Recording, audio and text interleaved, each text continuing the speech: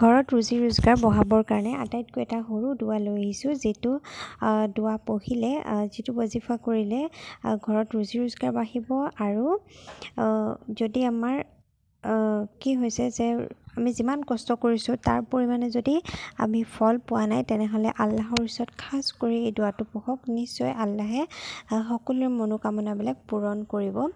আৰু দোৱাটো পঢ়াৰ বিশেষ নিৰ্দিষ্ট সময় নাই, কিন্তু আপোনালোকে ৰাতিপুৱা ফজৰৰ সময়ত বা আসৰৰ সময়ত পঢ়িলে বেছি সুবিধাজনক হয়।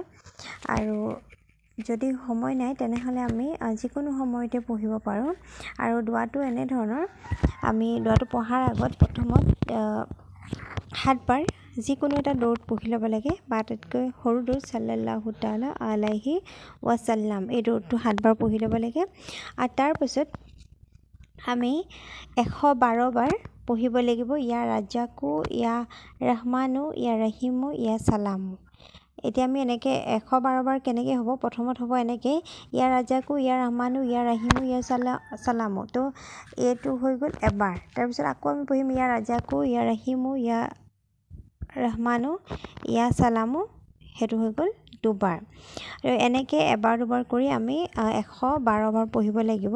আৰু তাৰপিছত যিটো আমি দৰুদ প্ৰথমত পঢ়িছিলোঁ, সেই দৰুদটো পুনৰ 7 বাৰ পঢ়িব লাগিব।